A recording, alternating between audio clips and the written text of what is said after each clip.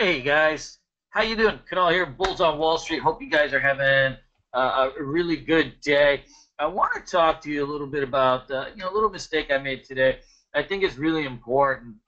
So I lost $3,000 today, which it sucks, but I mean it's in the normal realm of my risk management.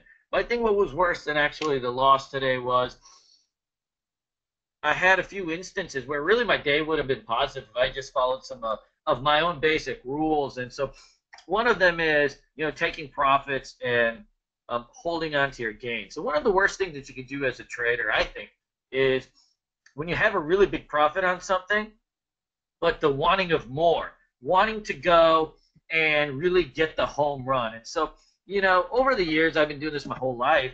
Um, I know that there are no home runs in this business, that the people that last a long time, they hit singles and doubles. And occasionally, if you put yourself in the right situation at the right time, you will get a home run. But you can't plan on it.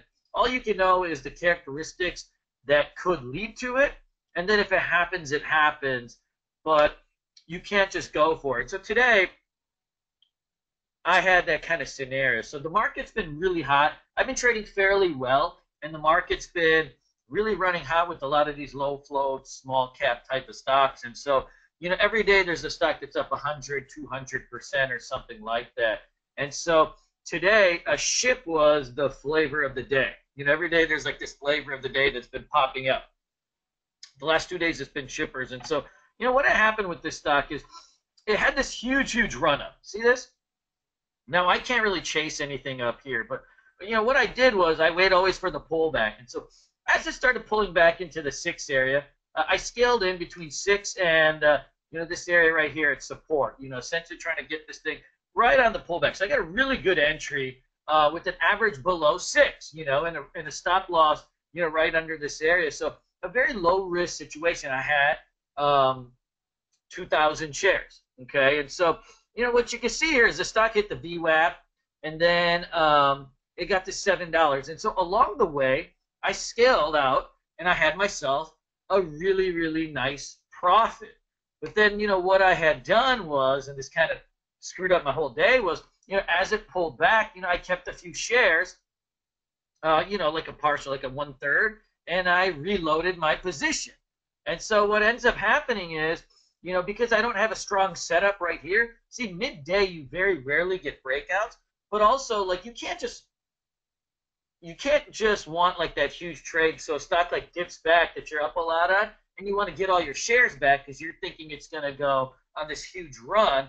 And so what happens, I reload these shares, right? And then boom, I end up having to sell it as it breaks support. And so I end up getting out at like 615, 620. And so, my awesome gain turned into a little bit less awesome gain. I didn't lose a huge much, but, these 30, 40 cents on a $6 stock, it's a decent amount when you're talking the thousands of shares. And so, I took a dent out of my profits in that last one. And then what happens, I essentially did it again was, I know that 2 o'clock is usually the time where these breakouts happen, guys. That's usually between 1 and 2 is where you'll see these come out of range. So you can see here, you came out of this flag pattern again, and I had the perfect entry, right here, a little bit under 630, and then some at 638, 3,000 shares, stop right under. And this stock had this monstrous run, and I scaled out along the way, 675, 680, a little bit at 690, and I kept the core position. So, once again, I'm up 70 cents. And to me, it doesn't seem like a lot, 70 cents, but 70 cents on a $6 stock is 10% in a matter of minutes. That's good money. And if you think about it, like from 630 to 720, and you have thousands of shares, right? It's a few $1,000s potentially. And, what ended up happening is this stock pulled back here a little bit, and I reloaded a few shares.